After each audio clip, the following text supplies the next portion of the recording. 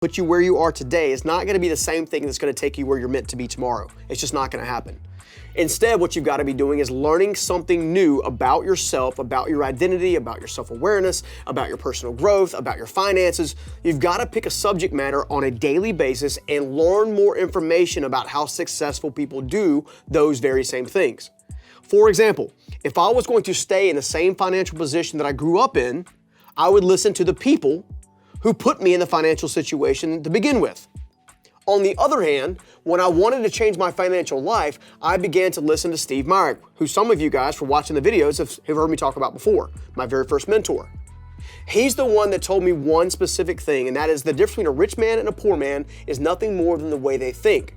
And in order to be successful, you've got to think differently. In order to brainwash yourself for success, you've got to be very intentional about the information that you're consuming on a regular basis. You can spend all your free time on the video games or on social media or doing all these other things. Meanwhile, people are going to pass you by because they are focused on learning information on their finances, their relationships, their self-awareness. You've got to stay focused and you've got to be intentional. I personally, at the gym, will spend half of my time at the gym doing cardiovascular stuff that I mentioned earlier while watching and listening to content that are continuing to develop me as a person, which by definition is daily growth. I'm daily focused on learning something new and increasing my overall perspective of how I can better achieve my own goals and outcomes. And if you do the same thing, I know it will work for you. All right, let's go on to number 4, which is to remove distractions. One of the most important things I've learned, especially over the last 24 months, is this. The more distraction you have, the more inept you're going to be in actually getting things done. Why? Because those distractions are causing you to bounce all over the place. If your email's constantly dinging and you're constantly looking at your notifications on your cell phone, or you're constantly over here talking to this person and you're coming back over here to do this thing and you gotta come back over here to do this thing, the longer that's going on, the more difficult it's gonna be for you to focus. People that are super successful, top 1%, top 5% of the world, all of them have a way of saying no to more things than they say yes to. Why? Because it removes distractions. I can't come into the office every day and play around and hope to get home in a timely fashion to spend time with my beautiful wife. Removing distractions is a brain hack that everybody should be doing. The first thing you should be doing right now, as you're listening to this, is actually thinking about all the different things that you can shut off or say no to, right? It's okay. You can't do everything all at once. You can't be everything to all people. Instead, focus on the main priority that's going to help you get to the place you need to be to take the next step in your life.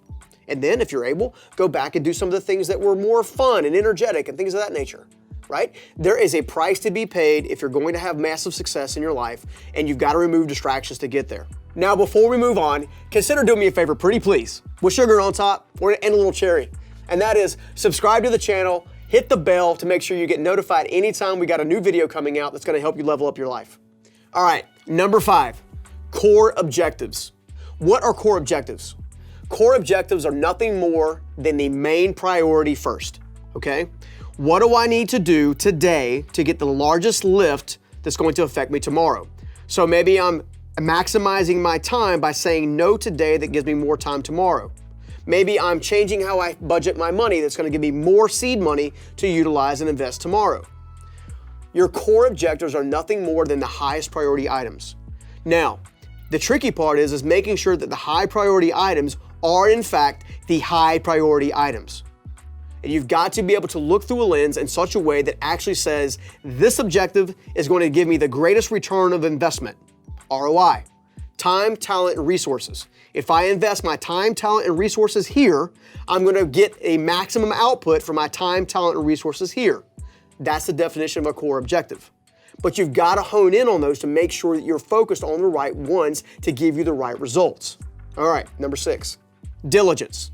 The most underutilized practice I see with a lot of people we work with is the lack of diligence. They want it, but they're not really willing to go after it. And you got to go after it. You can't play around. Diligence is brought on by repetitive behavior patterns that actually put action to your wants and your needs and your outcomes. If you're not taking action on a regular basis consistently, then you are not being diligent. You can't take an action on Tuesday and then skip Wednesday and then take an action on Thursday and skip Friday. Diligence is taking action every single day, including on the 7th day, which is rest. I'm being diligent with getting rest so I can attack Monday through Saturday. You see what I'm saying? And what you get to see as a natural uphill battle becomes natural to your core. And that's what you want.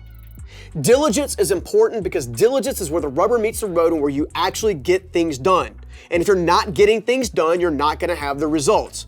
I know it seems like it's so simple, anybody can get it, but how many times are you wasting your day, like I used to do, wasting my time and energy on stuff that's not important? You see what I'm saying? Like you can't bust it all day long, know you need to learn some information, and then spend your time just going to the club or playing Xbox all night. I'm not saying you shouldn't have an outlet for fun from time to time. What I am saying is you gotta put the priorities in place and you gotta put the actions behind it to make the priorities produce the results you want, which creates diligence.